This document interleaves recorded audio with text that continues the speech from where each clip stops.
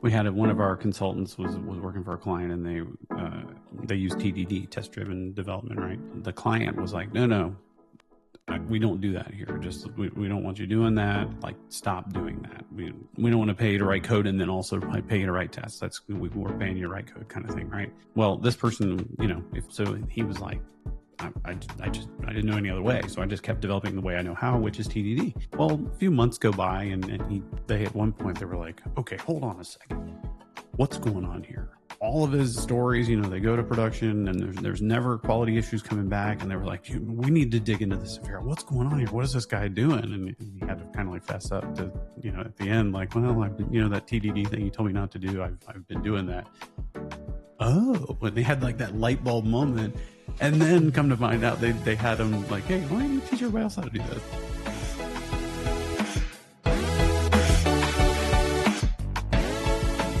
Welcome to the / podcast, where we lean into the future of IT by inviting fellow thought leaders, innovators, and problem solvers to slash through its complexity.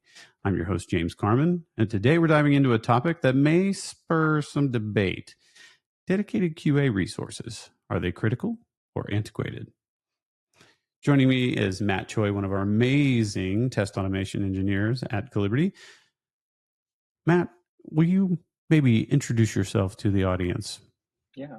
So, hi, I'm Matt. I'm from California originally.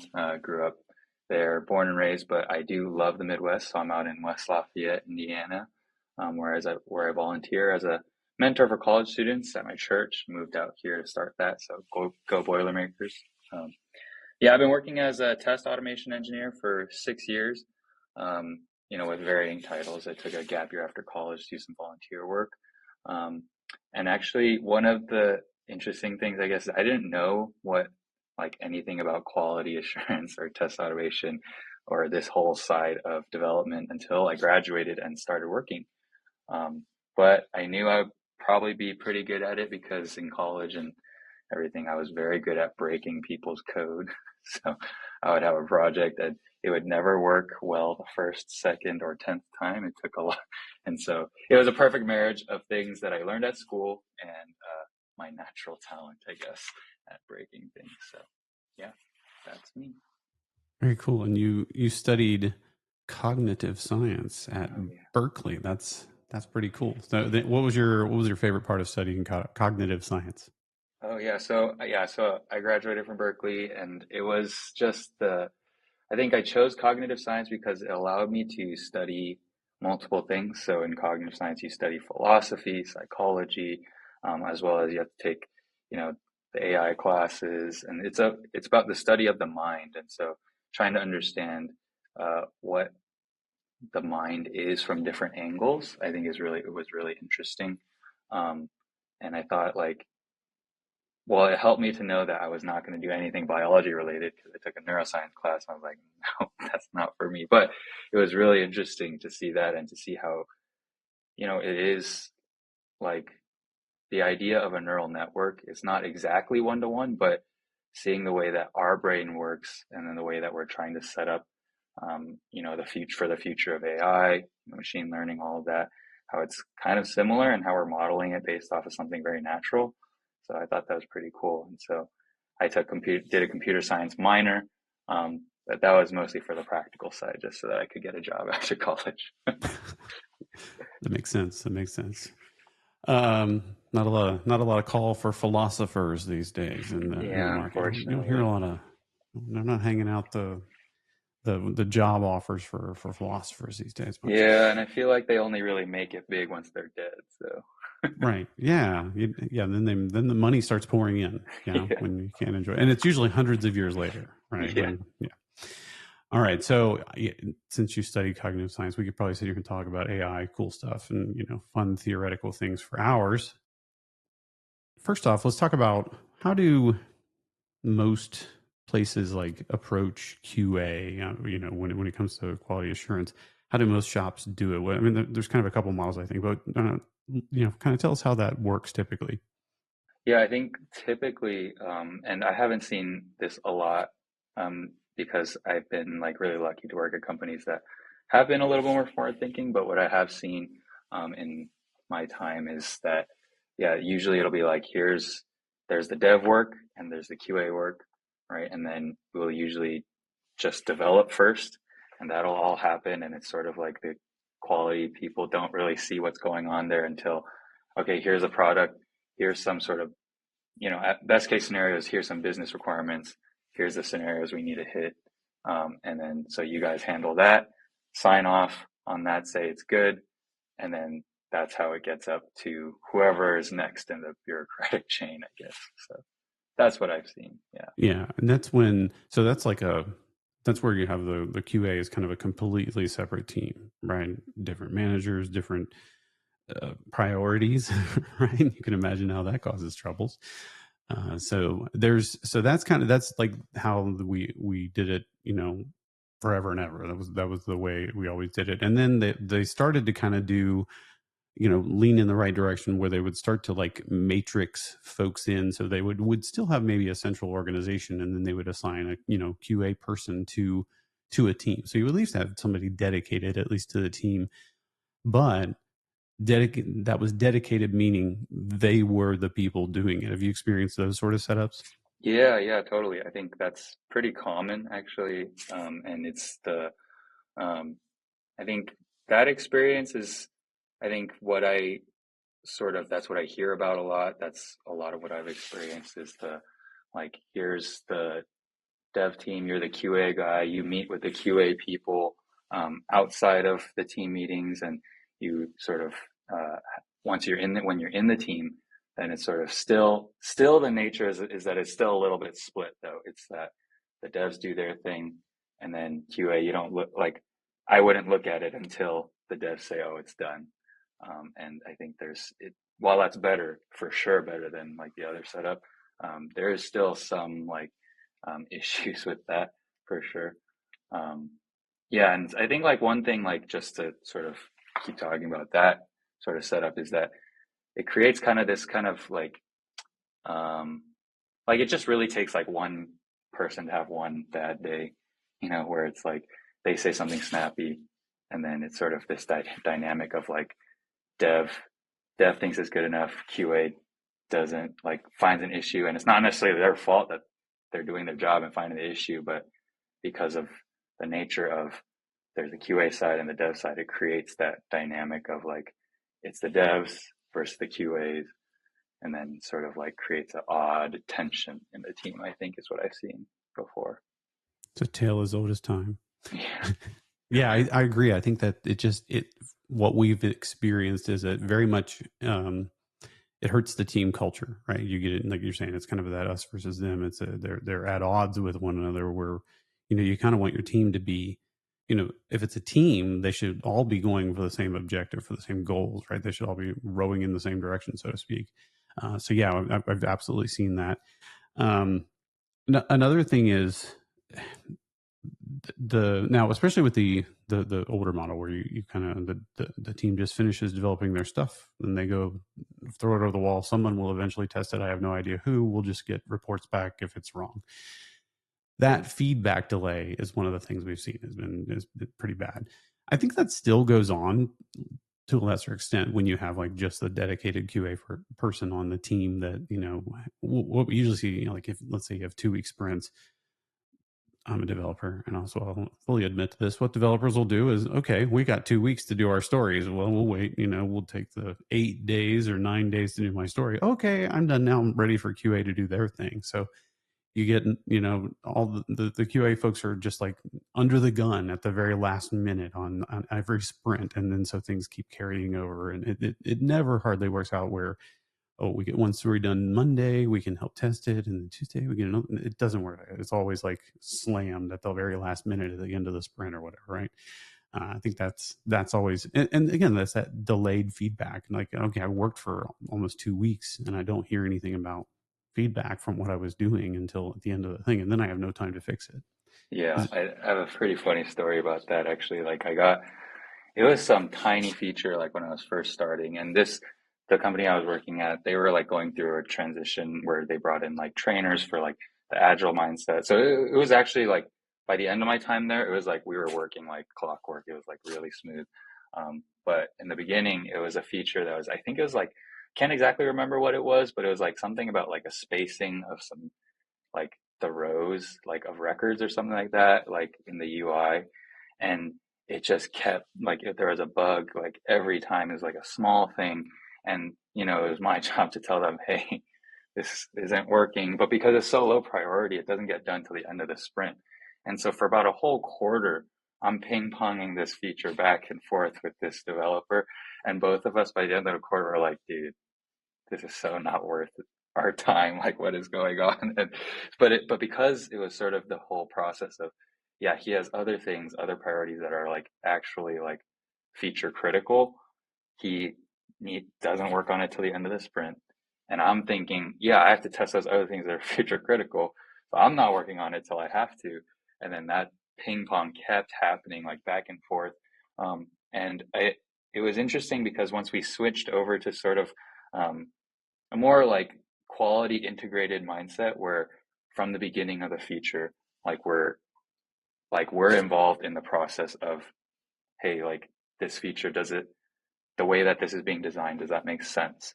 Like as a user, am I going to be able to understand like how this works?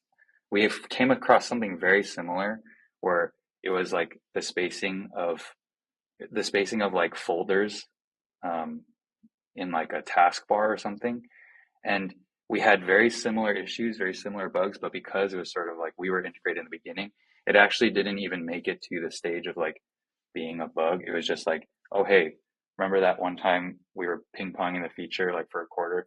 Hey, let's try to avoid that. Let's figure out right now what the issue is. And so for like maybe 3 days, we just worked on it together, and because of that, it actually just made it out fine, and we didn't even think about it after. So just that like we didn't know like how good it could be because the process of ping ponging the feature, like we have to follow the process.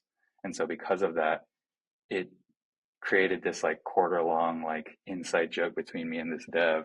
And then the higher ups didn't care about it. But like I also saw the flip side at the same company, like just because of a mindset, like a switch in mindset where quality is integrated from the beginning, we didn't even encounter an issue with it, right? And so I just thought that that was like really funny, because like it's not like anything, like the personnel didn't change, like the feature itself wasn't like more complex necessarily.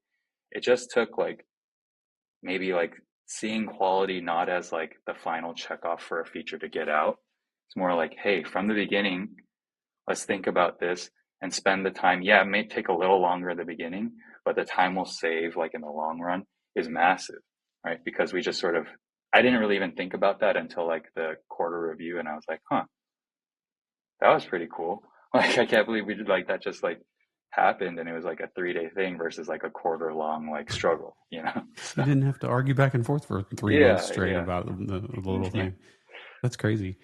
The other thing that I think that it develops it we kind of get this almost like a false sense of security. When you're like, well, the QA people signed off on it, so it's got to be perfect. Well, Yeah. QA people are fallible too, right? I mean, we all make mistakes, and it's like it just the setup is just kind of inherently wrong because you're just kind of putting too much stock in the fact that QA people are infallible and the bugs will never get through if we have dedicated QA people, because obviously we know that doesn't work. Not to say that QA people can't do their job. It's just so hard to do that. Yeah, no, and it definitely like relieves the pressure because as QA people, like when they're like, "Oh, QA people are infallible," we're like, no, we're not." Like this, and so like when something does get through, we feel like horrible.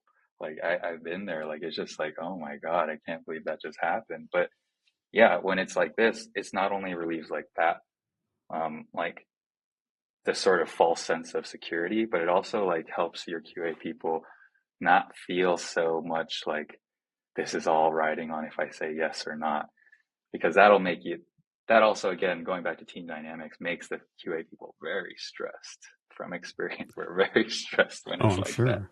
I'm sure. Well, and it kind of just takes all ownership off developers. They can just develop whatever crap Right, code, and well, if a bug makes it through, that's not my fault. That's right. QA's fault. They're the ones that get in trouble for that, not me. Yeah. So yeah, I can see that too. That would be very stressful. Like I hadn't thought of it from that perspective before. That's cool. Yeah. Yeah. Luckily, I haven't worked with developers that had that attitude. But yeah, like totally. If I'm having like a bad week, let's say, like, and I was a developer, like, well, I'm sure he'll understand, you know. But it's what if he's having a bad week at the same time? You know, it's just sort of one of those things. Yeah. So you kind of mentioned how, kind of baking quality in from the beginning. So that kind of dovetails into how we, Calibrity, when we put together a team, how we typically like to structure things. So the way I kind of explain it is, and we can kind of talk through it a little more, but like we have someone such as yourself, a test automation engineer, and we created that title to be different on purpose, right? So, no, they're not SDETs. No, they're not QA. No, we came up with a new title because we want to make sure that people understand that the role on the team is different.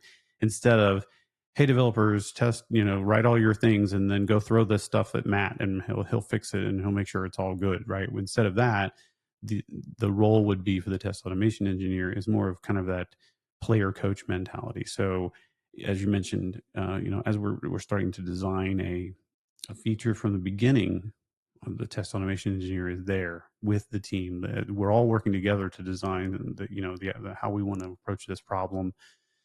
Look at the test automation. Can we even test this? If we take this route and we solve this problem this way, is this even something we can test? And then we get that insight from the beginning rather than, oh yeah, it's now Friday at the end of the sprint and there's no way to test this thing. Like it kind of saves some time. So now that doesn't mean that they're not doing some of the testing. Absolutely they are, but more so they should be, if it's a new testing framework or maybe some build automation to help a particular testing tool, they can help, spin that up and set all those things up. But they're also coaching the team on how to be better testers, how to think about quality differently. And that's the approach we take. So tell us about your experience within those environments. And you already did a little bit, but are there other experiences you had there that you can tell us about? Yeah, I guess like as with everything, like nothing's perfect, right? So like that's the ideal scenario, and I think like at the client, like they're definitely going through like transitions and like different changes. So part of it is like I guess I think part of being player coach is understanding like the shortcomings and not being like overwhelmed by that or defeated by that. Because like to be honest, like, yeah, my role right now a lot is the traditional sense of QA. I think like helping the client sort of feel like, hey, I'm on your team, like I'm invested in this product, like I'm trying to make sure that, you know, we're pushing out something quality. But at the same time, yeah, I think there is uh, so being part of like, for example, like planning meetings, refinement of stories, like this is all like the points at which like, okay, I have to step in and ask, okay, there's multiple times when I'm asked what I have to ask, hey, can we test this and to push back? And now like, again, being like having to like balance the client relationship is something a little bit like that adds a little bit more like nuance like in the discussion for sure. So I luckily have like someone who's does automation and testing, leads QA at the client, that I can sort of talk to, back sort of the decisions that I make, ask him about. But I think a lot of it is like, hey, like, is this testable? What is the purpose of this test? And like talking through like, okay, this feature, how can we like make sure that like everything that we're about to do, like on the QA side, like quality from like even writing the story, like how can we make it clear like this is what we're testing and why. And I think that's sort of like where I've been recently, for sure. And I think that's sort of making the switch from like, hey, like QA, like I still do the whole like sign off at the end, when the feature is done, because again it's about where the client's at and helping transition into a more, hey, like from the beginning, let's have confidence in the feature as it's being developed, as opposed to we don't have confidence until QA signs off on it. And so I'm doing a little bit of both right now, actually. But definitely, like in the past, it's definitely been like really empowering as a QA, like as a quality person, to be able to say like, hey, I don't, even to say things like, hey, I don't understand this. I don't understand how this feature works. Can you help me understand? And actually, because of those kinds of conversations, um, sort of helping the devs realize, oh, this wouldn't make sense if we're trying to onboard somebody. This is actually a good conversation to have. And so, yeah, I think that's sort of how I've experienced it. And so that's why, like, at Caliberty, like, I thought it was really cool when initially I was interviewing, like, that this is the approach, that it's different. Because I think if more companies did this, or if this was more like a common practice, I don't know if we'd feel so many like pain points of like, hey, devs versus QA mentality kind of thing. Because from the beginning, we're all thinking about it all together. And so it relieves a lot of that tension that we were talking about earlier of like, oh, I'm like, as a dev, like, oh, I finished, I'm finally done. And then you get a ping from a QA at 4 p.m. on Friday, like, hey, this is not working. Like, and we've all been there, right? And Yeah, so call it your friends at the helps. bar and tell them you won't be there for a little bit. Yeah. Exactly. Like, and so I think that's what I think the mindset shift does help like alleviate and sort of have, again, like you'll have an idea, maybe it won't go well, right? The feature still won't go well, but at least, that Friday, your friends at the bar, you'll know on Tuesday or Wednesday as opposed to Friday on 4 p.m., right? So, Right. Yeah, I think it, and we get, when we speak to, clients or people that we're trying to have become our clients, we definitely get pushback on our kind of our approach, and they're like, it almost seems to them like we don't care about quality. But I think, nothing, obviously, you've been here for a while, nothing could be further from the truth. It's not that we don't care about quality, but we do it the way we do it because we care too much to let it become someone else's job, right? That's kind of the way we think about it, that quality isn't just a person, it's the team. Everybody is involved, everybody owns quality. And to let people off the hook just because, oh, I'm just because I'm a developer, we don't like to do that. So yeah, no, I totally see that too. Because my team is a lot of Caliberty folks, and seeing like, they'll like just casually throw out, oh yeah, I'm writing some tests. And like, I haven't really experienced that, I guess. Like, it's always usually like, oh, like, hey, Matt, can you write some tests for this? Let's talk about it. But actually, like, the devs, like, owning a lot of the quality has been a really cool, like, nice change, I guess, for me in my career, seeing that. And, like, yeah, quality for, like, other people or, like, some future person. I think one thing I was thinking about, it's also, like, for your future self. That's another person that you have to think about. Like, you're amen. going to be debugging this later. You want to make sure that, hey, I at least put in the due diligence to think through this and at the time did the best I could to make sure that I'm communicating with my future self. Let's say it breaks down like, hey, this is where it broke. We had these tests to cover it. And, maybe you miss something. Inevitably, we're all human. We all miss stuff, right? But writing things in a way and building products and features in a way that, like, from the beginning, like, because we have the confidence that we wrote it with quality in mind, then that gives us, like, just peace of mind later. And, like, I think, if I was to look back at work that I didn't feel confident that I, you know, pushed out with quality, but just sort of got through like the bureaucratic, like sort of jumping through the hoops, right? I think there's a very different like sense of ownership, mindset of like, oh, like, yeah, I don't really know what I did there. I don't know why I did that. We've all had that experience too. Like, I Oh don't yeah. know why I wrote that way. Someone told me to do that, right? As opposed to, hey, we talked through this. We believe in this like product. We believe in how we approached it. And so it gives us like confidence in the future too. So, That's what it's all about, man. And yeah. what I came up with, I think we talked about it in our onboarding program. And I think I coined this, but I called it like the golden ratio of testing. It's like confidence over drag, right? So anything that slows down your feedback loop, that's the drag. But the confidence, whenever you're testing something, it should be giving you more confidence that this thing's actually going to behave the way you want it to behave. Mm-hmm. And then that's what you want to maximize that numerator and minimize that denominator, so to speak, right? Yeah, yeah. And I think the hard part is definitely like drawing that line, right? Like, and I think that is a big part of my job is to like make that call, like, hey, we have like beyond reasonable like certainty or confidence that like, hey, this product is quality, right? That it's not going to break, you know, and as someone who is good at breaking things, I think like, just having a sense for that, but also like part of it is like communicating like, hey, this is what we're going for. This is why we're doing this. And I think that's what it comes down to a lot. Like for me, like my job, hey, this is like communicating why, like here's like where I draw the line and why, because like you said, the drag might not be worth the small amount of confidence you gain in something. Right. Right. So, Absolutely. Yeah. So yeah. risk versus reward. Mm-hmm. Now, one of the things we hear, one of the objections, so to speak, is well, developers can't write tests. I guess the notion, the idea, which seems intuitive, is like it's kind of like grading your own homework, right? That's the idea. I guess that's intuitively that's how people think of it. But tell me about your experience there with that. Developers can't write tests, or they don't know how to do that. They don't think that way.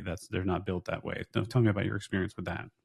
Um, so my experience with that is like, well, uh, that's completely untrue. Like it's just kind of like I've heard that for sure. And the way that like I would talk with the developers, I'm like, I totally think you could do what I'm doing right now. I mean, I can do it. Like I'll do it. It was always like I'll do it, but like I'm pretty sure you could have done this like in your sleep. Hmm. Um, but I think the worry, is like grading your own homework, like that kind of thing. Like you will have blind spots.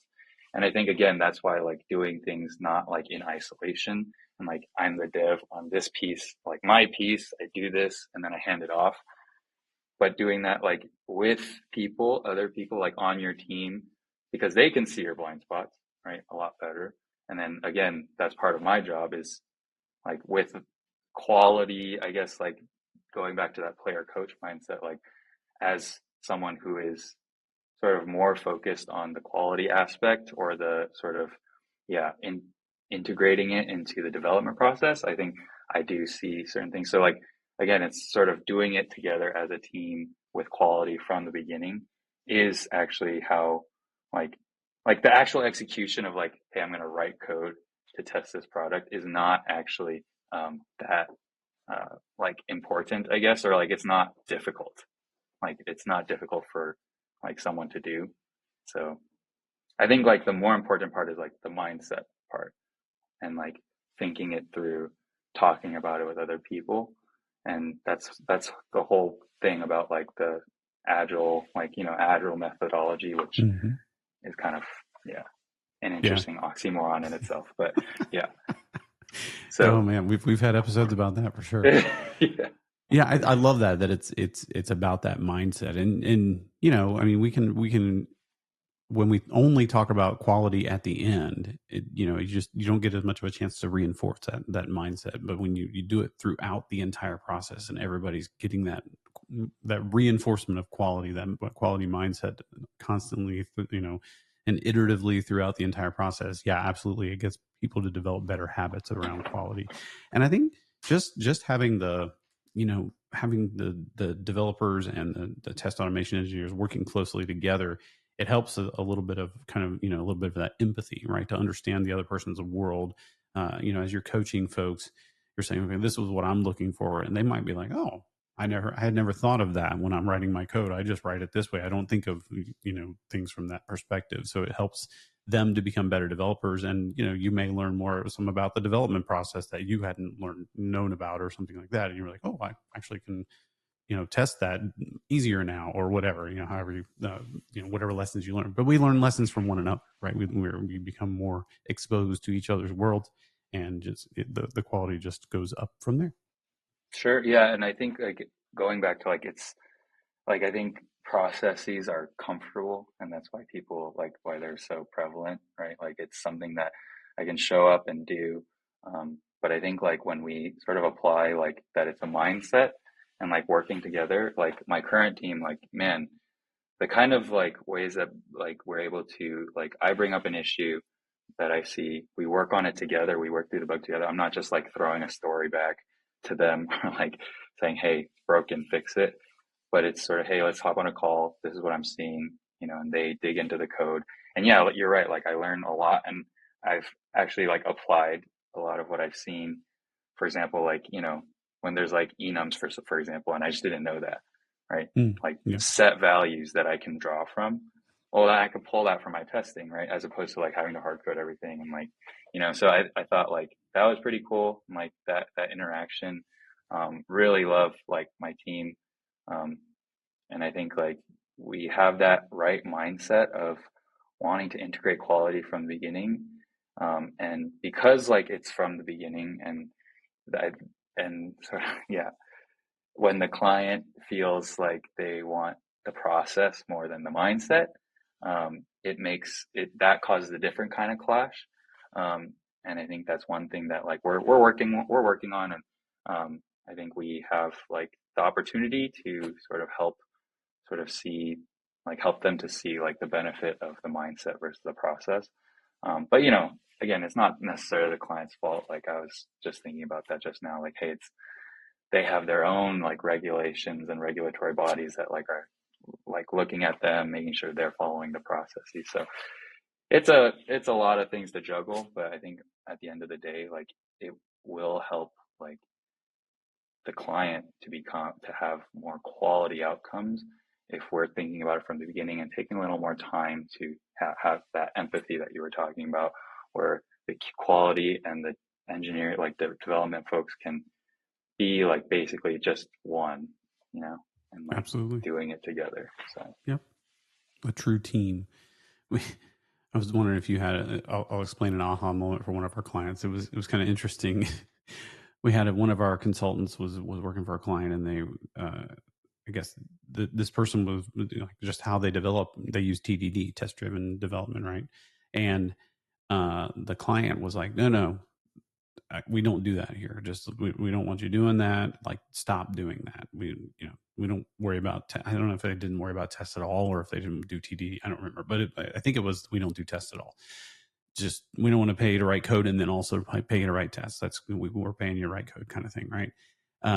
Well, this person, if that's the way you develop day in and day out, and that's just the way you work, it's hard to just stop. So he was like, I didn't know any other way. So I just kept developing the way I know how, which is TDD. And that's what he did. Well, a few months go by and he kept doing his thing. And they at one point, they were like, okay, hold on a second.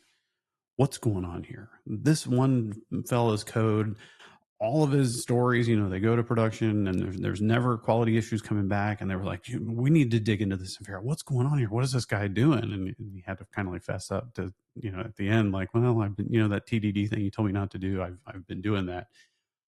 Oh, and they had like that light bulb moment.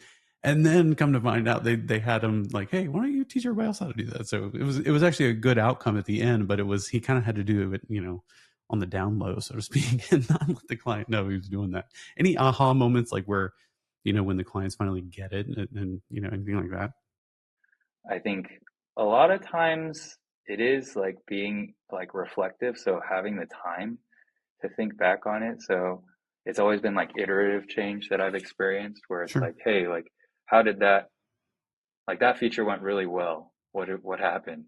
And a lot of times it was like, hey, like we really dug in like in the beginning, talked through it. I was there, able to like give some input.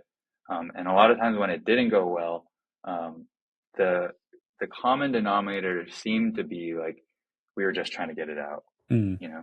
And Mm-hmm. we there are some higher ups that were like hounding us about this, something like that. And so I think that's one thing. I haven't really seen that kind of like aha from a client or from anyone I've worked with, but I think the first company I worked with, I talked about that switch that happened, and them really going all in on like agile mindset. I think one thing was like they sensed a need for change, and I think that's hard for Mm-hmm. people to feel because we get caught up in like the day-to-day stuff. But they sensed, and like kudos to them, like big time, like they sensed a change in the market. They sensed like the changes that were happening like in technology. And so they realized, hey, we need to do some like catching up, like we got to dig and see like what's going on and is this sustainable? And so because they felt that need, I think they made some pretty drastic moves, that not everybody was happy with. But for sure, like you gotta like there has to be a little bit of like, oh, like things aren't going well. I think a lot of times we settle for things not going well but are passable. And so I think the idea that this is as good as it can get, like we need to let that go and look for like how can this be better? And that's when I've seen like, okay, change happen.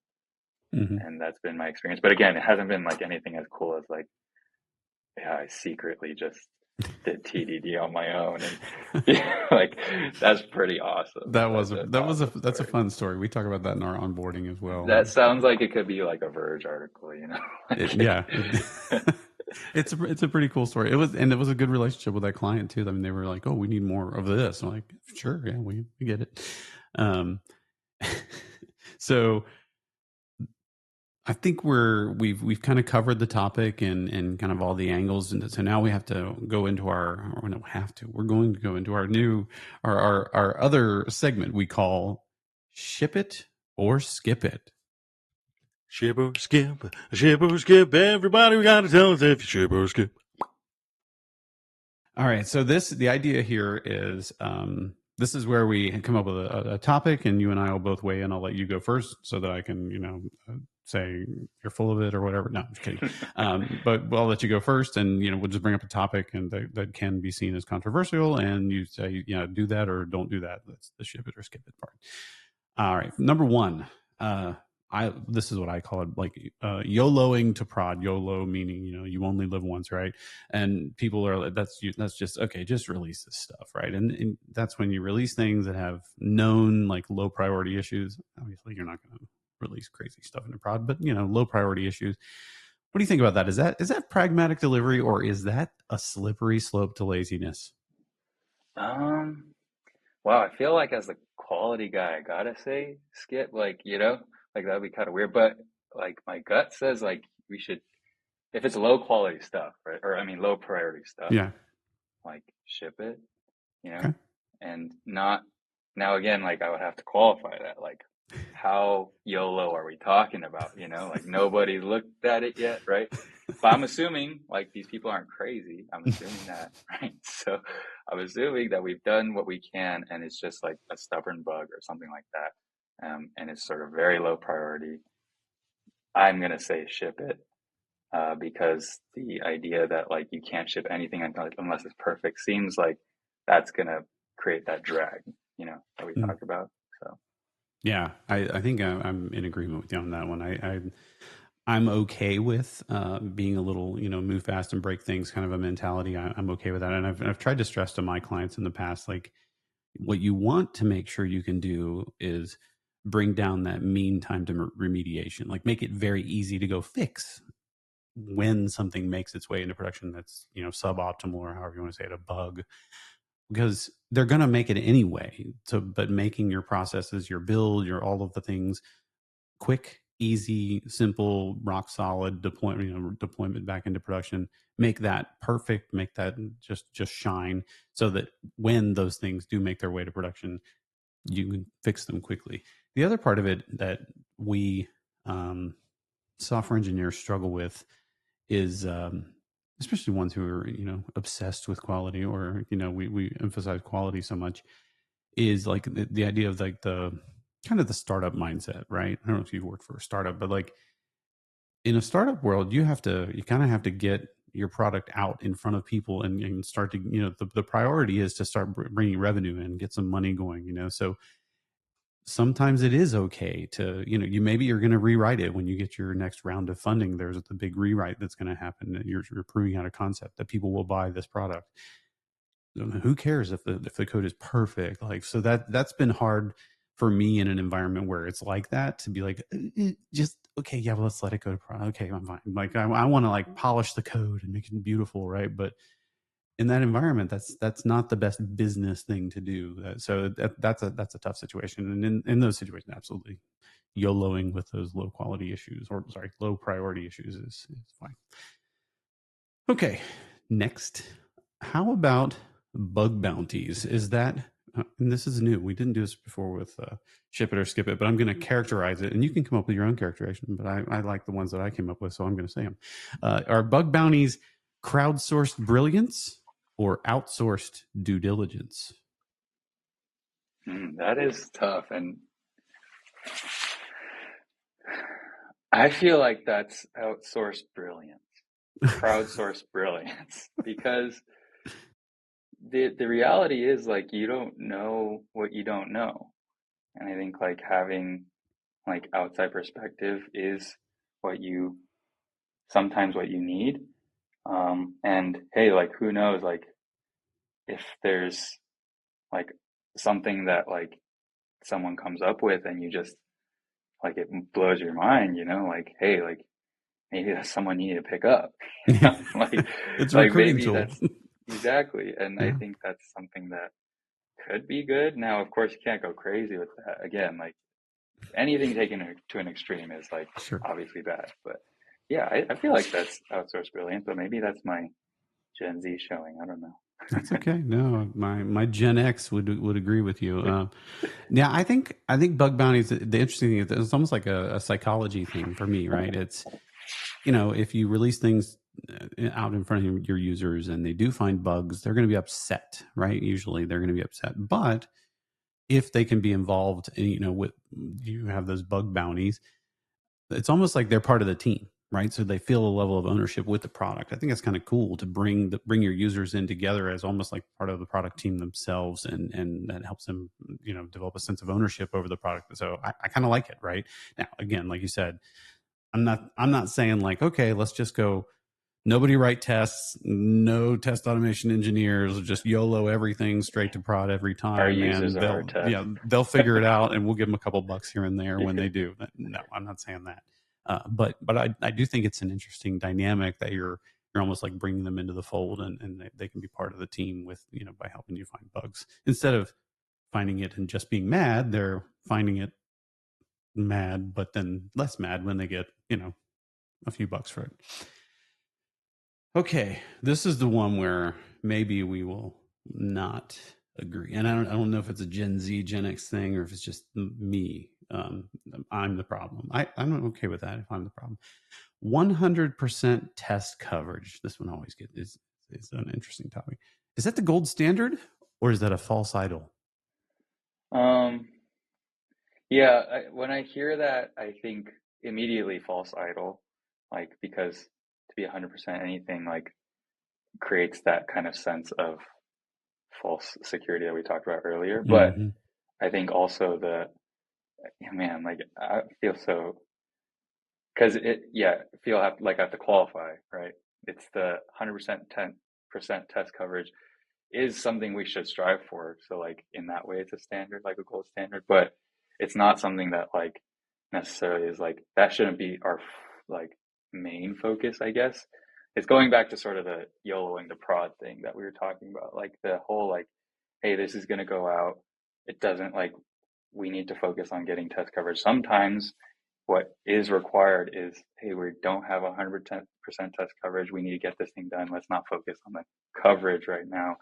In this like stage of life of the product, we need to focus not so much on that. So yeah, I just feel like it depends. So for me, I lean more towards false idol, I guess.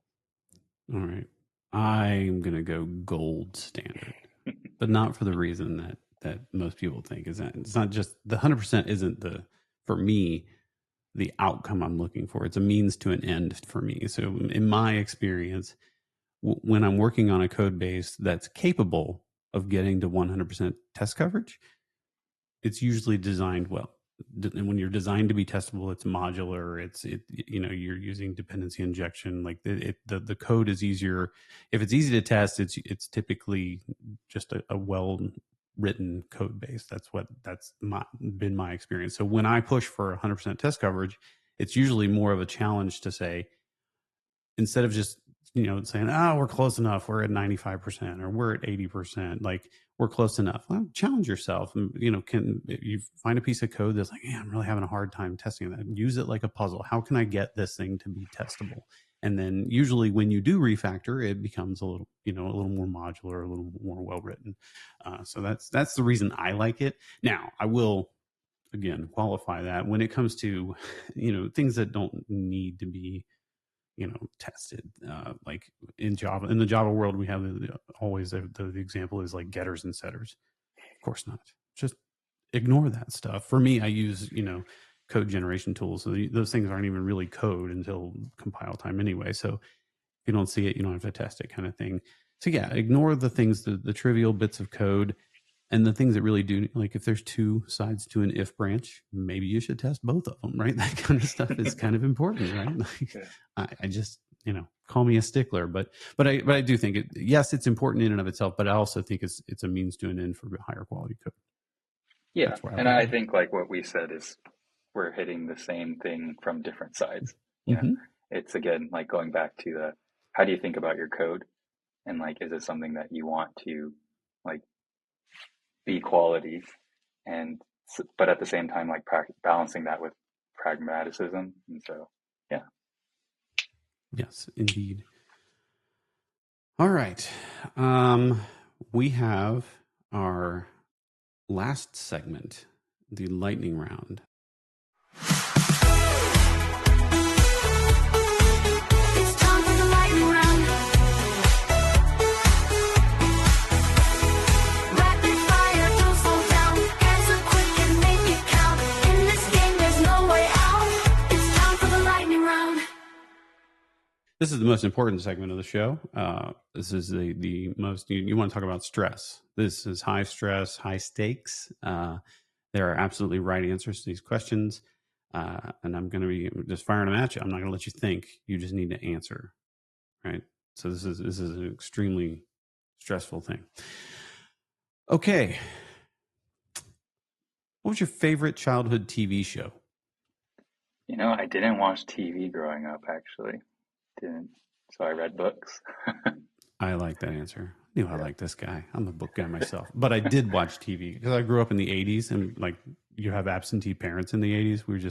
We were feral in the 80s. So yeah, TV was a way to babysit us back then. So anyway, I like that answer. Why can't we tickle ourselves? Ooh, coming from someone who studied cognitive science. Why can't we tickle ourselves? Okay, so I actually thought about this a lot as a kid because I didn't watch TV. But so my theory about this is that because in order, like tickling is about like, do I trust this person or not? A lot of it is like, hey, you're in my personal space. Hey, right. What are you doing? Stop that, right? And so we can't tickle ourselves because we inherently just trust ourselves and we know where our body parts are, and so we like our brain is already thinking about, oh, I'm moving my hand up to my neck. Nothing's going to happen because it's my hand. That's my theory. So that's what all you kids were thinking about, the book readers, while I was watching He-Man and Transformers and ruining my brain. I picked up the most random things because of boredom. Boredom is a great development of like random useless talents. I like that. Okay. What is the fastest speed you've ever driven in a car? Oh, God. I've actually never gone triple digits. Never. So, never. I got very close, and I'll leave it there. I'm sure that's slower than a lot Whatever of people. you say cannot be used against you in a court of law. I don't know that that's true. I don't even know. I'm not a lawyer, so don't take that. I don't even know because the speedometer was like, it's the dial one, so I don't know the exact number, but it might have started with a 9. Yeah, you never know. Those things can be off too. Who calibrated this thing? Exactly. I have no idea. Exactly. Didn't feel like 100. It felt like 47, right? Yeah. Okay. Name a word that starts with the letter Q. Quilt. Okay. What type of milk do you put in your cereal? You're a 2% guy, whole milk, skim? What are you doing? Whole milk. Whole milk guy. Yeah. Okay. I like that. Yeah. That's a good answer. Why do it halfway, right? Exactly. Would you go to a movie alone? No. I wouldn't. My friends have though, and we made fun of them for a long time over that. I have gone to a movie alone. Not only was I alone with like none of my friends at the movie, I was alone with no one in the movie. Oh, wow. It was pretty cool. I was like taking selfies in the middle of the movie. I feel like that's different though. Like if you're alone and it's completely empty, that's a selfie moment. You know, like, Yeah, hey, look at this, right? it was fun. But if you're alone and there's like couples, families, and then you're the one guy there, I feel like I just can't do that I did personally. it when I traveled for work. Okay, What well, else that's are you gonna fair. do? Yeah, that's fair. But no, like it's not like on a weekend. I'm not going out, by myself to go into. Yeah, no. Okay, black beans or refried beans in your burrito? I just say black beans because I don't really know the difference, I guess. Didn't Mm. really grow up eating a lot of beans except in my burrito, like Chipotle burritos. So, yeah. I Um, think it's like less calories or something. I forgot why, but then ever since I decided to eat black beans, I just always say black beans at Chipotle. So it doesn't that's my feel only like this is recommend. one of those things you were sitting thinking about No, when you weren't yeah, watching TV. definitely not. Yeah, definitely not. I was No, too busy figuring out how to get this spit bubble to fly off my tongue. that is a talent. Yeah, I could. Yeah, very rare talent actually. I Or haven't met what's the many thing they people. called it when you like the saliva Gleeking. gland gleeking? Yeah, Yeah. I can That do you that had to too. learn that too. That's Yeah, important. yeah. Okay, L.A. or New York? Oh God, I hate both of them personally. Um, LA, I guess, because my family lives there, like my extended family. So Okay. yeah, and then Where would your favorite place to be? I really love Chicago actually. Really? But Okay. yeah, I've lived in California, like SF, been to LA like every year for Christmas, went to New York for a graduation trip. Chicago, lived there for 3 years, love it. I think it's the best city in the States. Yeah. I was just there yesterday. I really like Chicago. I wish I could have spent more time. I was only there for a night, but I do like Chicago. It's a great city. Yeah. How would you rate yourself and your karaoke skills on a scale of 1 to Mariah Carey? Gosh, I don't know. I can sing. Like I know I can sing. Okay. So maybe like who would from one to Mariah Carey, maybe like early 2000s YouTuber trying to make it big kind of thing. Like I'm right around maybe a little worse than them. Okay. Like Yeah. that's like sounds like a Justin Bieber situation. No, not Justin Bieber. I'm talking about like the ones that didn't make it. Okay. Yeah. They didn't get picked up. Okay. I Yeah, got you. yeah, All right. That's fine. Uh, what temperature do you like your thermostat set at? 68.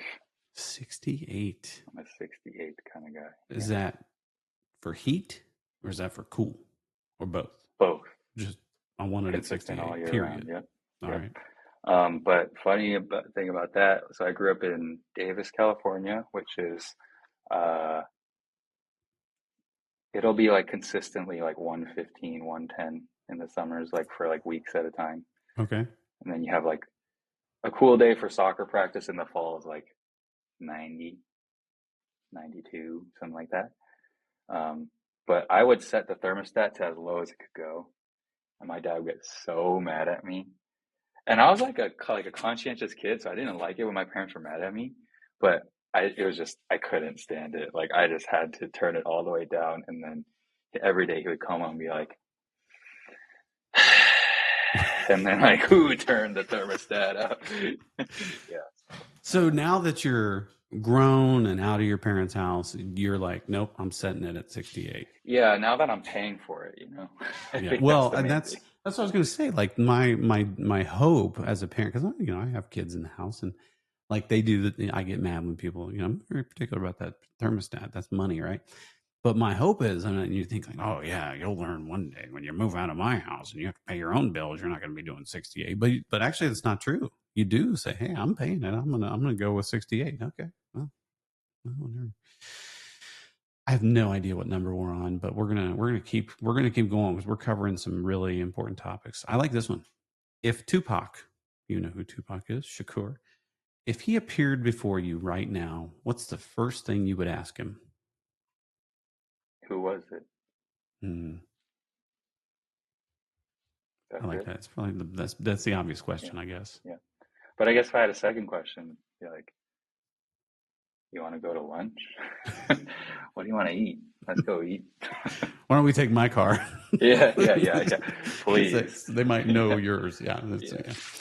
All right. What is the lamest dessert that people try to pass off as a dessert? Oh man, lamest dessert. I love dessert, so this is tough.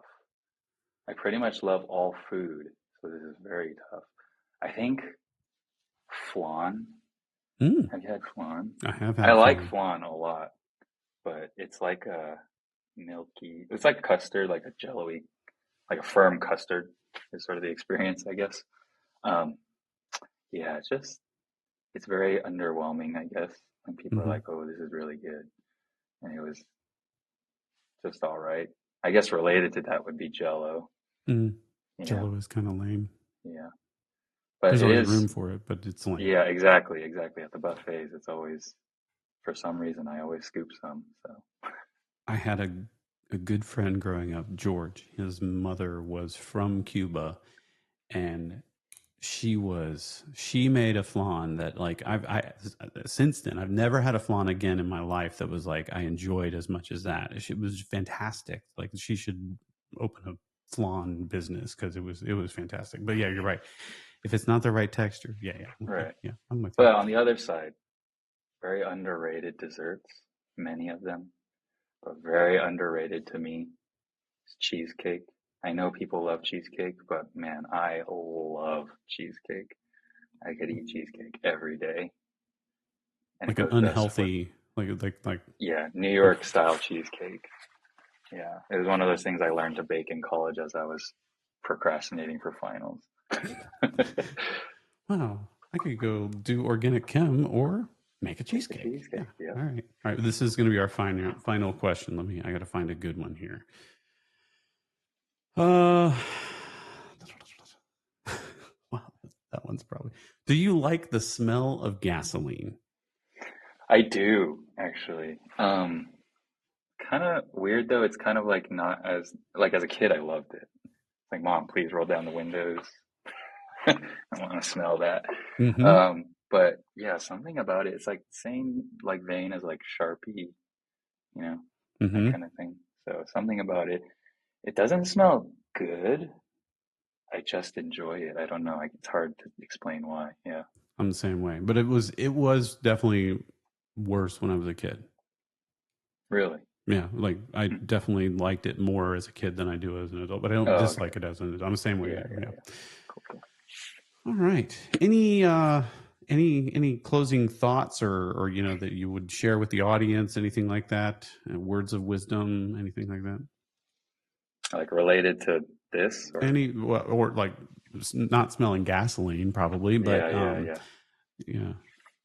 I guess like related to like quality, like, the whole like idea of like being anti-fragile. It's like, when bad stuff come or stressors or shocks or whatever, that stuff comes, like that's when an anti-fragile system becomes stronger. It's not just like they grit their teeth and make it through. It's actually the stressors make the system or whatever it is stronger. I think striving to be that means that like you have to be like not just resilient to change, but like learning to embrace change or embrace things that may be difficult, and figuring out how is this good for me? Hmm. And I think that's one thing that like it's not necessarily like something you can do alone. I think a lot of people try to do a lot of things alone, and this is not just for like work. It's just life, I guess. Like my experience, and I'm young, so like this kind of sounds quaint coming from like a younger guy, but I think like one thing that I've definitely learned over the years, is that life is not meant to be done alone. I think in my experience of life, I guess very little experience of life, but life is just better. It's more fun, more doable, less anxious when we have a lot of people around us.